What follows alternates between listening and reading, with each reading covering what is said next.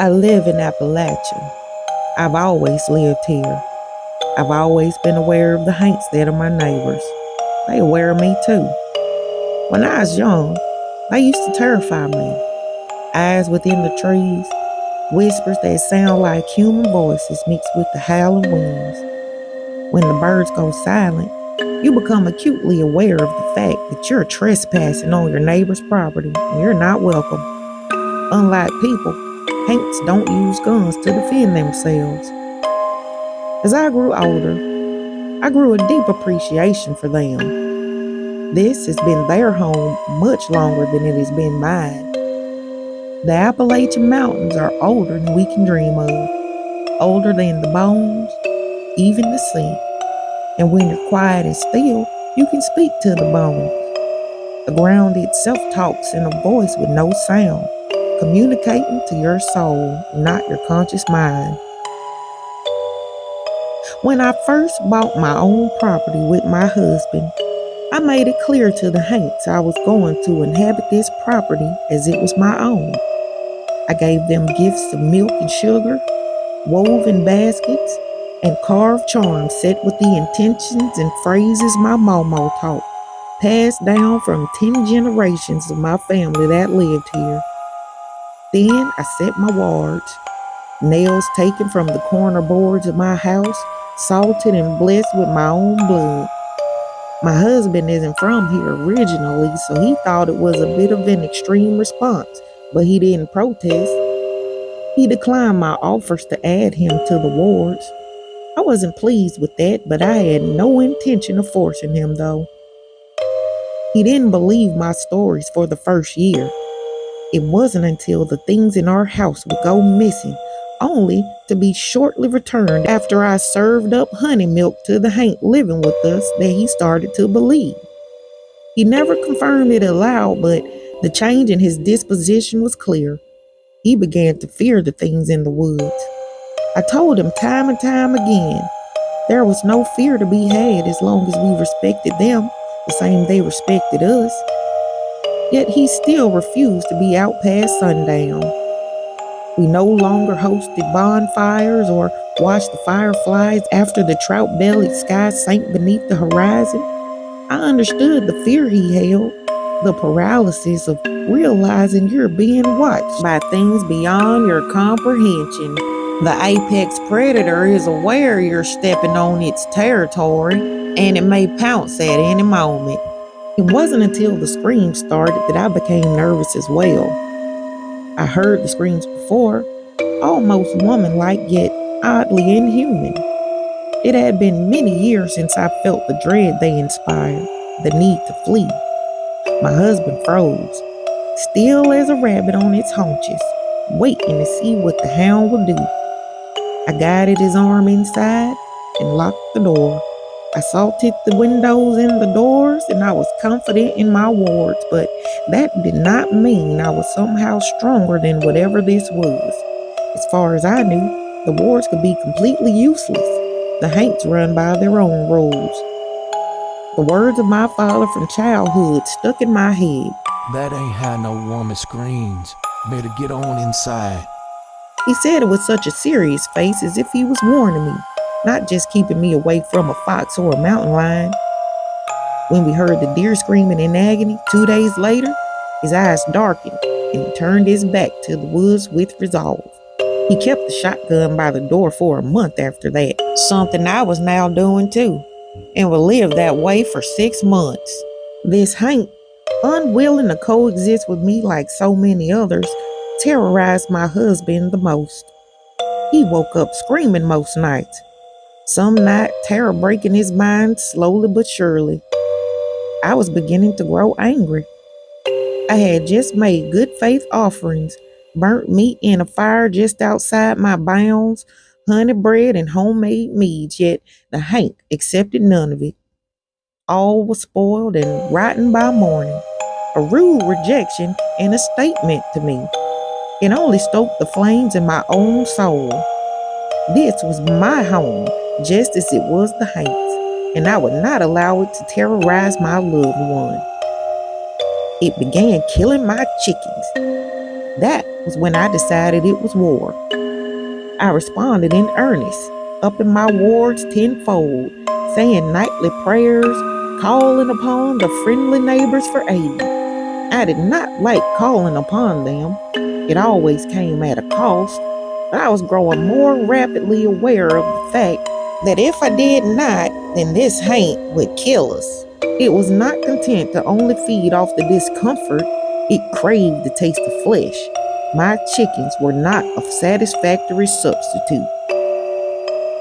I saw it for the first time 3 years into us living here. It stood at the edge of my wards, careful not to step over them, yet seemingly testing the bounds. Its appearance is difficult to describe, but I'll do my best. Deer are prey animals. Their eyes are set on the sides of their heads to give them near complete 360-degree vision. Their legs are made for running and hold immense ability to spring into jumps over creek beds or brush as they escape hunters. This beast did not hold those features. Its eyes were front set, pitch black with absolutely no glint as the porch light hit them. It stood taller at the shoulder than a normal deer, nearly as tall as the willow it towered near. Its mouth was wrong, slitted and barely masking the shape of sharpened teeth. It moved its head like a cat, cocked its head to the side like a dog, chittered like a fox, stepped like a mountain lion. What I found most uncanny were its legs. They were not the slender, graceful legs of a deer. They were muscular, the legs of a predator, not prey. It pawed the ground with the ferocity that spoke to its power, one I did not want to cross. The antlers upon its head were sharper than nature intended, the shedded velvet coated with dry blood. I suppose this could have meant it sheds its antlers like a normal deer, but deep in my bones, I knew they were attached to its skull like horns. I did something then that many would consider stupid. My husband was deep asleep, tired after days of work and exhausted from the ongoing torment. So as quietly as I could, I slipped out the back door and walked to it. It seemed surprised I had chosen this route. It took several steps back, cautiously watching my hands as if I were going to pull a revolver and silver bullets out of my pocket. I did not. I held the leftover pork from that night's meal. I placed it upon the ground and pushed it with the branch across the ward lines. It regarded me with interest, unsure of what my motive was. For the first time, it bowed its head and ate.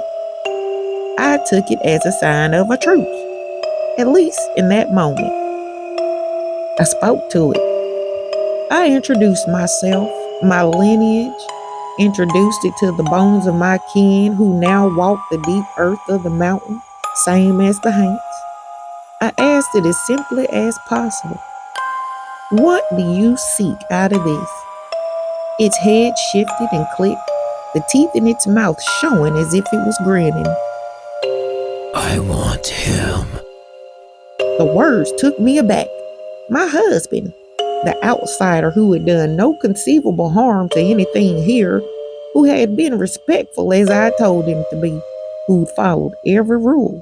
Well, why? I did not bother to hide the shock or animosity in my voice. How well do you truly know the man you have bound yourself to? How much do you know of his history, of the path his kin have passed to him? How confident are you that man is a good one? You will find me when you decide. That is, if it is not too late. The voice that spoke to me didn't come from a vocal cord. It traveled up my spine. The voice of grave dirt beneath my feet, seeking the revenge of ages. It regarded me one final time before its shadowy form sank into the darkness as part of the tree line. I chewed on its words for several days. I told myself that it was meaning to make me paranoid and distrustful of my husband. If that was the intent, it was working. I could not hope to view him in the same way. I watched his every move and reconsidered everything he'd ever told me. I watched as he snapped at me over small things, something I'd once blamed the hate on for tormenting us. I re-examined the way he always drank, unable to sleep or feel much without it. I considered the way he chopped wood as if it had done something to him, an intense anger just beneath the surface. I listened to the words he spoke in his sleep, realizing they were not words in response to a hate, but someone from his past. I began to wonder if this hate was his reckoning. I spent a whole month pondering what to do. I sat by my ward lines night after night, waiting for the hate to speak to me again, but it never came.